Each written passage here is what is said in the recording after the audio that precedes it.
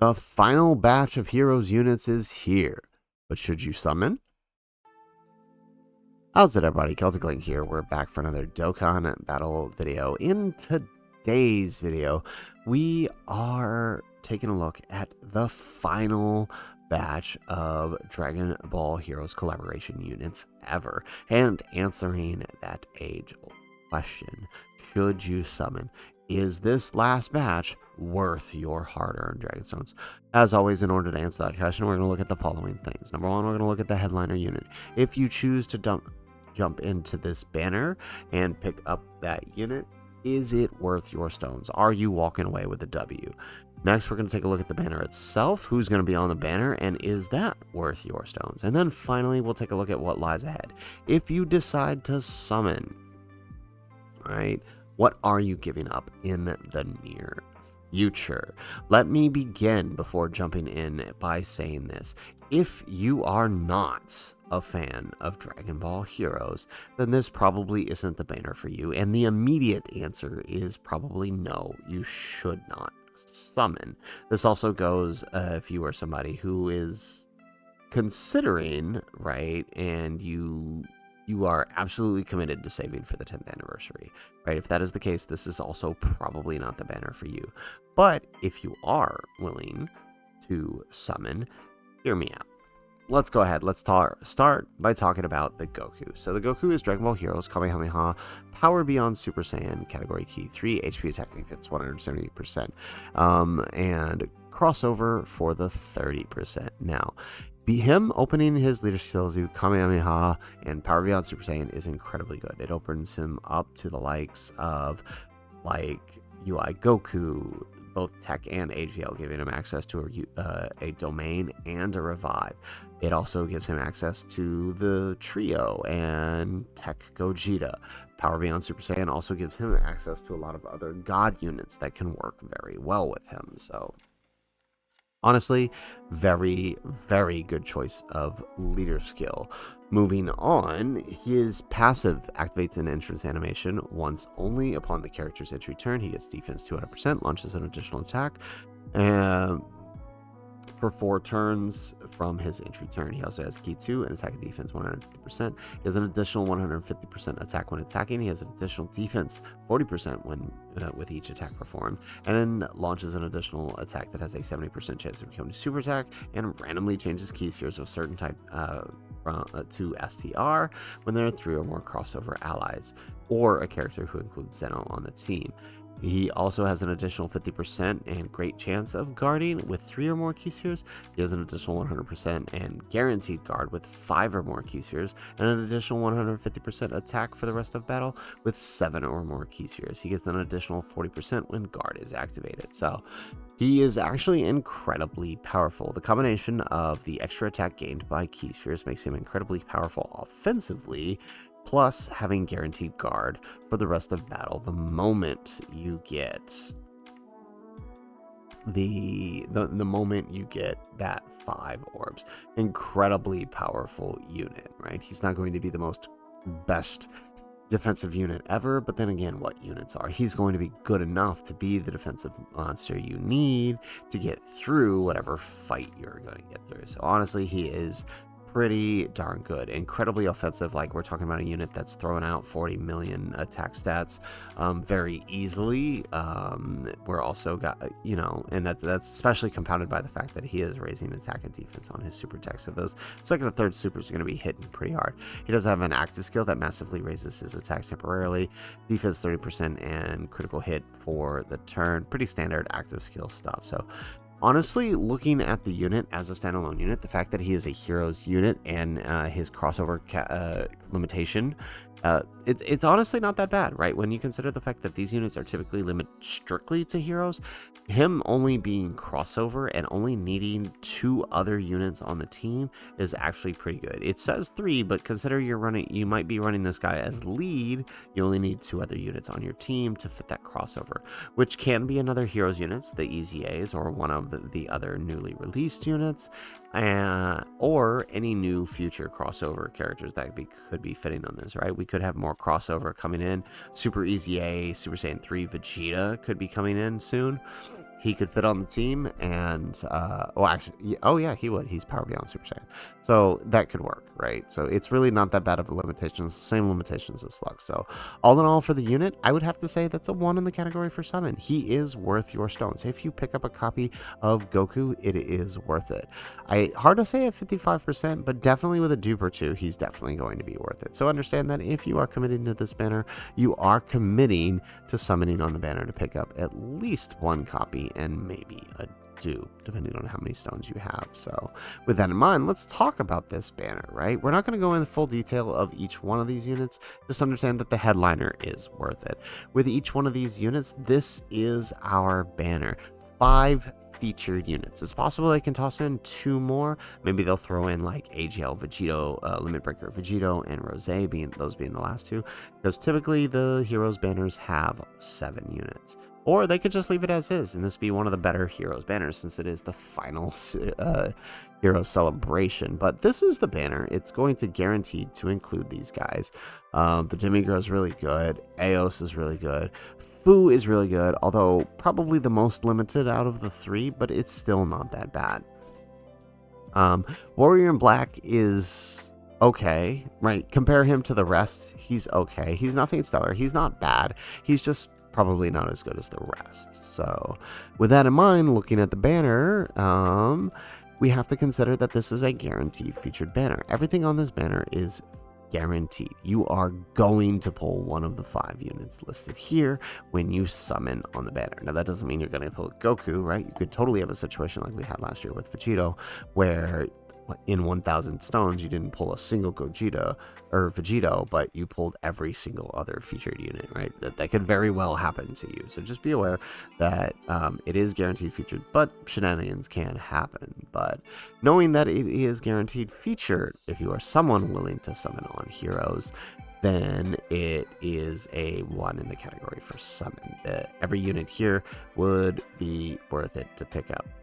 Maybe not so much this guy if he's the only one you walk out, but all the other units, right? The majority of them are going to be helpful. This guy, if you have these 2, if you have Slug, Eos, not really sure where you're going to run her. I mean, there's a few Realm of God setups that could probably work, but, you know, it's still a W, honestly. So all that leaves is to consider what lies ahead. If we decide to summon on the banner, what are we giving up in the near future? Well, first and foremost, right, one of the knowns we have that is coming sometime soon is Carnival LR Jarrett. Now, this could happen in December or at the end of January, right before the anniversary.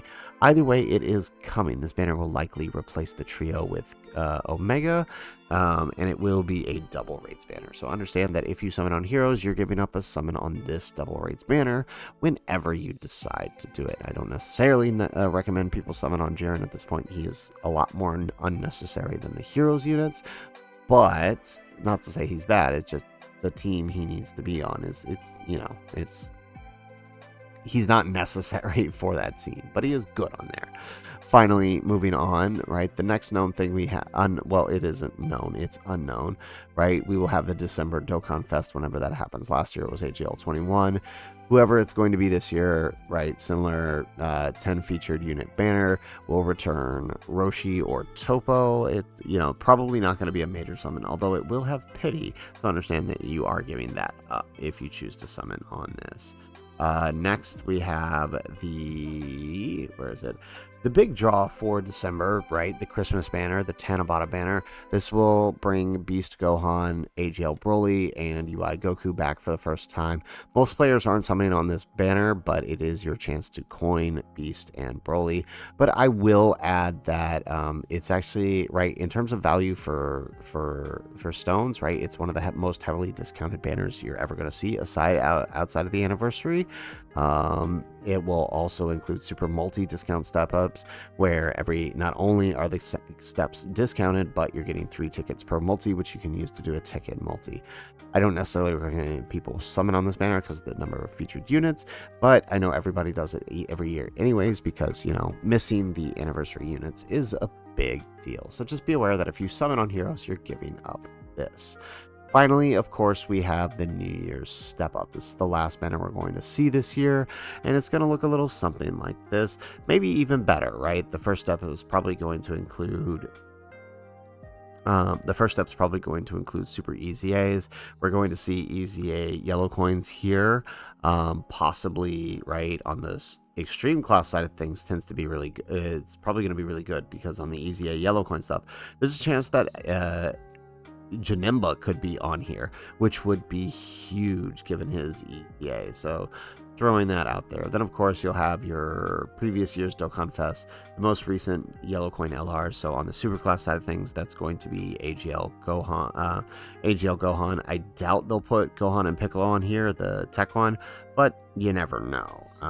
But at a minimum, it'll be AGL Gohan. And then, of course, the most recent Dokkan Fest. So last year, on the superclass side of things, it was Kale. So this is probably going to be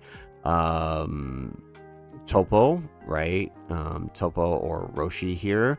And then on this side of things, right, the most recent unit was Turles. So probably going to be the most recent extreme after Turles is AGL Frieza. I doubt they would pull Slug into this since he was, it's possible, right? They could pull Slug, but I doubt. Actually, no. Yeah, okay, because Turles was Slug's position. Oh, no. AGL Vegeta. This is going to be AGL Vegeta because they were in the same position. So AGL Vegeta is probably going to be on here, but his part 2 was not. So the most recent extreme is either Int Ginyu or Cellmax. Cellmax would be nice, but more than likely it's going to be Int Ginyu. Cellmax might be a little too soon. On JP, definitely Cellmax will be on here, though. Just throwing that out there. And then, of course, we have the Dual Dokkan Fest for New Year's. So that is going to be pretty... Oh, I forgot to mention on here, you're also going to have a guaranteed LR on 2 steps. So the most recent LR on the final steps being their Dokkan Fest LR is probably going to be Vegito Blue and then Merge Moss on the extreme class side of things. Definitely need to consider that. And then finally, we have the New Year's banners themselves. These probably are going to be a big no summon given that the anniversary would be less than 30 days away at the point that they release. So, but it will have pretty much all the dual Dokkan Fests from throughout the year. So like it'll have the New Year's, the previous New Year's and the not the worldwide, the Golden Week units on here. So Super Saiyan 3 Goku and Super Saiyan 3 Goku. So might be your last chance to coin them before the end, before we enter the anniversary. And then of course, the end of all of this, the anniversary, the 10th anniversary. This is likely going to be the strongest campaign, being it is the big 1-0, the 10th anniversary. This is going to be a big campaign. Any stones you use leading up to this is taking away stones used for this campaign. And remember, this campaign is guaranteed to have the new pity system, 2,500 stones for a guaranteed copy of the unit. If you enter the anniversary with 1,000 or more stones, you are more than likely going to hit enough to get pity given the amount of stones that is given during the anniversary. So understand that any stones spent between now and then is taken away from the possibility of your pity at the end. I mean, of course, I do hope that everybody gets their anniversary units before that point, but you never know. So just understand that you are giving up summons on 10th anniversary by summoning for heroes, and you know, it's not necessarily a bad thing. You just want to make sure you're making an informed decision. So all in all, for what lies ahead, I have to say that is a no summon. So interestingly enough, we have 2 positives, right? 1 for the unit is good enough to justify a summon. 2 for the banner, guaranteed featured, makes this banner incredibly valuable for building a hero's team. And then unfortunately, for what lies ahead, I can't in good faith make that recommendation knowing that it would mean giving up your 10th anniversary summons. So what I'm going to say is this, as I mentioned in the beginning, if you are a Heroes fan, then there is definite value, but you should definitely not go too far. I would say no more than 300 stones on this banner tops. If you get the unit, great, stop, continue to save. If you do not like Heroes, then this is a big steer clear. Do not summon on this banner because nothing these units can do, even if you manage to do a YOLO 50 multi, and grab a copy. If you are not a fan of heroes, nothing these units are going to do are going to sway your mind on them, unfortunately. It's the nature of heroes. If you're good, you're going to see the value. If not, and you don't have the team to build around them, they're probably not going to be as valuable for you. So, all in all, my recommendation is for most players, 1,000 stones or more, maybe no more than 300 stones dipping into, but otherwise, everybody else should steer clear. Save those stones for the 10th anniversary. Of course, if you like the units, do what you need to do. If you're pay to play, do what you need to do. There's only so much I can tell you to change your mind. There are no tickets for this, but it is guaranteed featured, so there is value to be had there for you pay-to-play players. So, guys, that is it for the video. If you like the video, make sure you hit that like button. Subscribe to the channel if you have not already. And in the comments down below, let us know, will you be summoning for this year's Dragon Ball Heroes campaign? Of course, you know I will. We got to showcase those guys so you guys can see what they're all about. We got to prove a few people wrong about the blue Goku. So, guys, that's it for the video. If nothing else, thanks for watching, and aloha.